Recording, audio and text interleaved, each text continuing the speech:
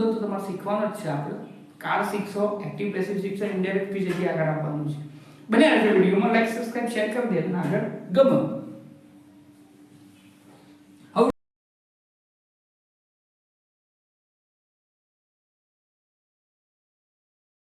Hello મિત્રો, હર મહાદેવ, નમઃ શિવાય. તો ફરીથી તમારા માટે સરસ મજાનો એક્ટિવ પેસિવ નો ભાગ 3 લઈને આપણે આવી ગયા છીએ અને ભાગ 1 અને 2 તમે નથી દેખ્યો તો દેખી લેજો.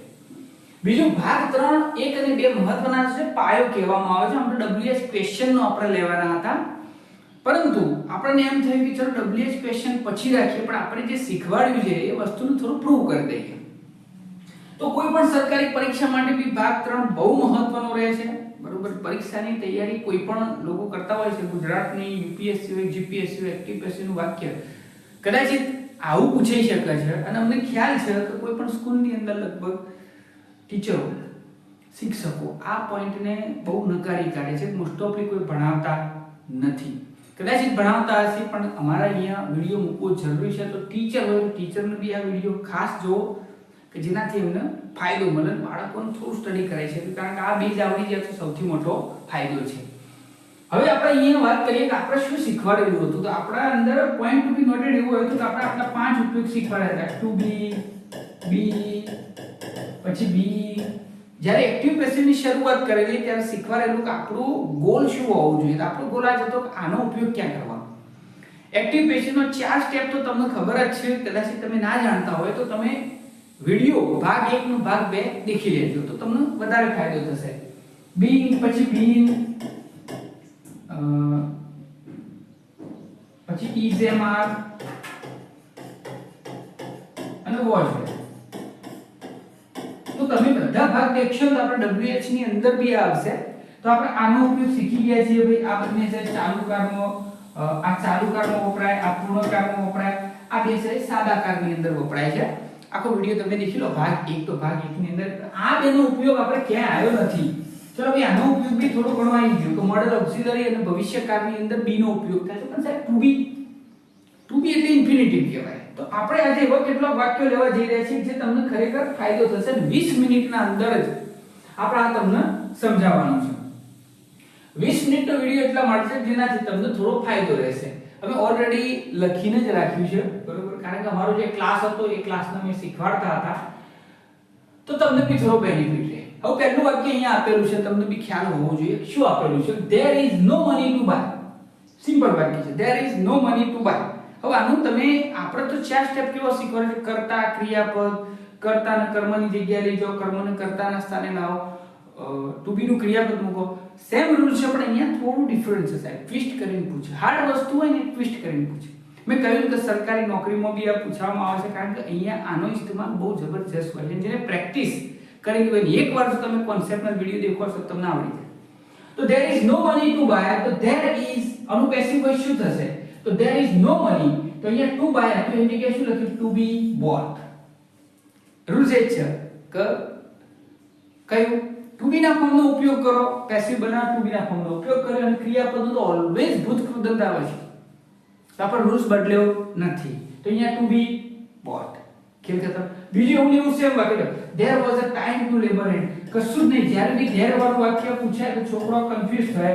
there was time to be labor. That's the point to be noted. તો આ રૂલ નંબર 3 હતો. બાકીના બે રૂલ્સ બે ભાગમાં આવી ગયા છે. આપણે કાળના જે ભણાયા હજી એક આવશે WH ક્વેશ્ચન નો, જે થોડો લોગો થાય એટલા માટે એના પર આમ તો બીજો જ લેવાનો હતો, પણ એ થોડો લેટ રાખ્યો. હવે આપણે થોડા આગળ જઈએ. અહીંયા તો બીજો રૂલ્સ આવી ગયો. અહીંયા ઈટ વાળા વાક્ય.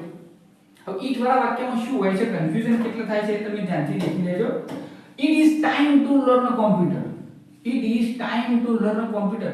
સાહેબ કઈ જગ્યાએ કર્મ છે? કર્મ અહીંયા મૂકે છે કોમ્પ્યુટર. બે ક્રિયાપદ છે, ટાઈમ છે, તો it is નું શું કરવાનું? એનો જવાબ અહીંયા છે. તો સિમ્પલ છે. It is time to learn a computer જે હતું તો આપણે જે કર્મ હતો આપણે શું શીખવાનું છે? કોમ્પ્યુટર. તો એને for કરીને મૂકી દેવાનું. It is time for computer. પછી તો જે ઉપર સિસ્ટમ કરી to be learned. LEARNT. ભૂત કૃદંત તો તમારે શીખવાનો જ છે. આપણે કાર શીખશો, એક્ટિવ પેસિવ શીખશો, ઇનડાયરેક્ટ સ્પીચ હજી આગળ આપવાનું છે. બને આ વિડીયોમાં લાઈક સબસ્ક્રાઇબ શેર કરી દે અને આગળ ગમે. હવે જો આનો આપણે બનાવીએ it is time to do our homework. તો સિમ્પલ છે, ઇટ ઇઝ છે એટલે શું કરશો સાહેબ? તો it is time for homework. It is time for homework. આપણે કર્મના આગળ લાવી જ દીધો છે, કર્મના આગળ લાવી જ દીધો છે, કરતા આપણી પાસે નથી. તો it is time for homework to be done. બાકીના રૂલ્સ સેમ ટુ સેમ, આપણે કોઈ રૂલ્સ બદલ્યો નથી.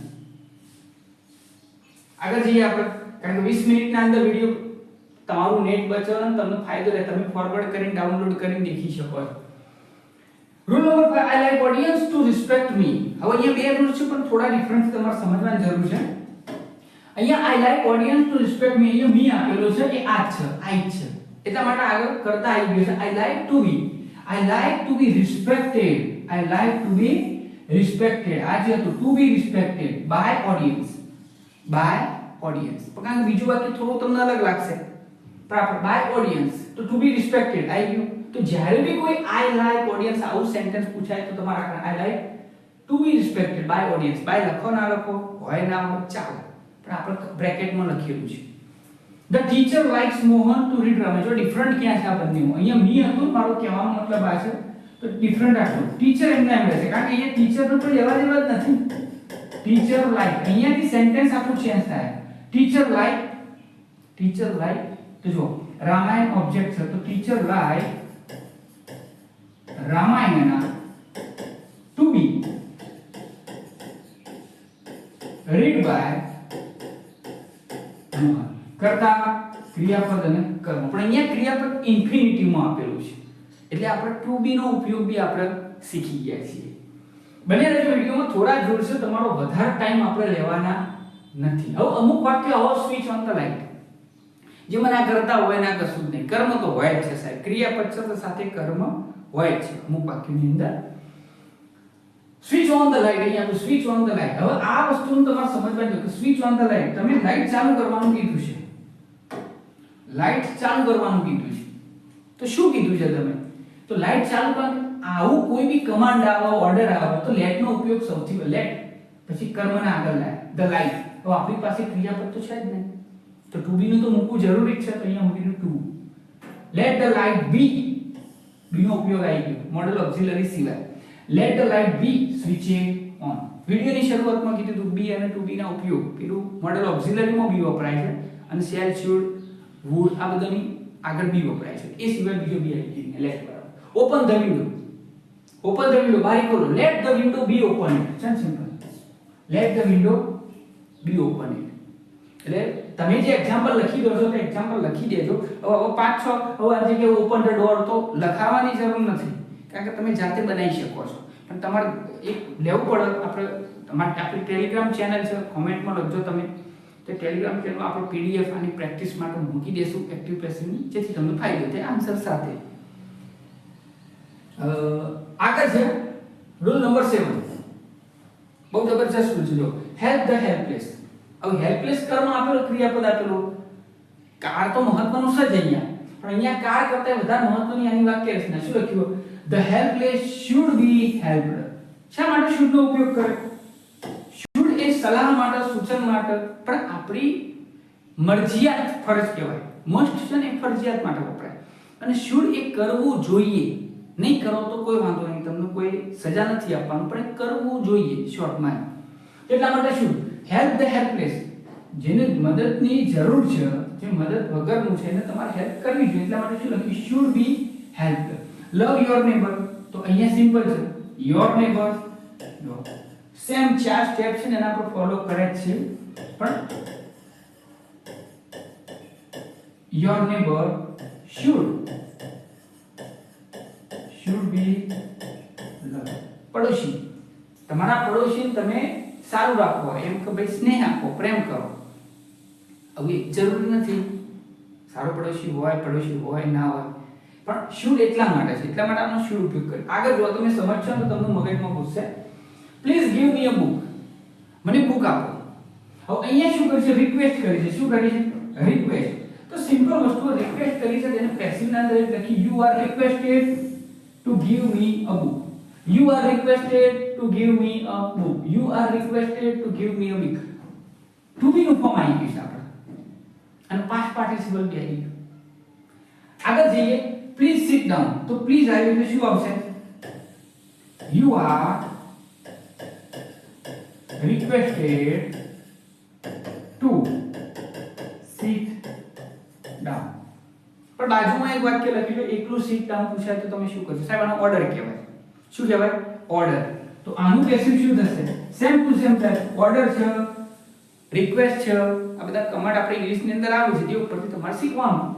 તો અહીંયા બી એક થશે. શું થશે? You are ordered to sit down. You are ordered to sit down. Order છે, ધાક છે, ધમકી છે, સલાહ છે, સૂચન છે. તો રિક્વેસ્ટ અને ઓર્ડર આપણે બંને એક્ઝામ્પલ એકમાં લઈ લીધો એટલે બીજો કોઈ હોય તો તમને આવડે સ્ટેન્ડ અપ ને એટસેટ્રા. હવે 9 અને 10 તમારા માટે સૌથી બેસ્ટ છે જે તમારે ખાસ શીખવાના છે. આપણે ભાગ 3 નો એન્ડ પોઈન્ટ ઉપર આવી ગયા છીએ. આપણે શોર્ટમાં અને ફાસ્ટમાં વિડિયો બનાવીએ છીએ જેથી બાળકોનો સારું રહે અને એમનો ફાયદો રહે, સમય બી બચે અને એ વારે ઘડીએ વિડિયોને દેખી શકે. પણ શેર કરજો, ગામડે સુધી વિડિયો પહોંચાડવાના છે આપણે. અહીંયા આપેલું let me do this work, મને આ કામ કરવા દો. તો લેટ આપણે લેટ વર્ક કોઈ બી વાક્ય જો લેટ ધીસ વર્ક કર્મને આગળ લાવી દો. Let this work be done by me. એટલે કોઈ રૂલ્સ આપણે ચેન્જ કર્યો નથી. આપણે ચાર સ્ટેપ હતા. Let her sing the song. તો લેટ કર્મને આગળ લાવો. a song. be sing નું શું થશે? sung by her. રૂલ્સ એક છે ને, કોઈ ચેન્જ કર્યો નથી. હવે છેલ્લું જે એક્ટિવ પેસિવ લેટ અસ સિંગ, આના જેવું છે પણ થોડું ડિફરન્ટ છે. કારણ કે અહીંયા જે વસ્તુ કરીને પેલું રિક્વેસ્ટેડ હતું એમ સજેસ્ટેડ હતું. લેટ વાળો વાક્ય તો અમુક સ્કૂલોની અંદર ખરેખર આવે છે ને મોસ્ટ ઓફલી એક્ઝામની અંદર સૌથી વધારે પૂછાય છે. લેટ અસ સિંગ તો ઇટ ઇઝ સજેસ્ટેડ, અહીંયા સજેશન આપ્યું છે, સલાહ, suggestion that we should sing. That is we should sing. હવે અહીંયા છેલ્લું આપેલું let us work તો શું થશે? ચાલો આપણે કામ કરીએ. તો કોઈ કમ્પલસરી નહીં પણ સજેશન આપ્યું. ચલો ભાઈ કંઈક કરીએ. તો it is suggested that we should, ફરી we should આવ્યું, we should work. તો આપણે આગળ વાત કરી should ક્યાં વપરાય? કમ્પલસરી ના હોય તો પણ કરવું જોઈએ. કમ્પલસરી નથી પણ આપણા માટે સારું છે. તો આ એક્ટિવ પેસિવનો ભાગ 3 હતો.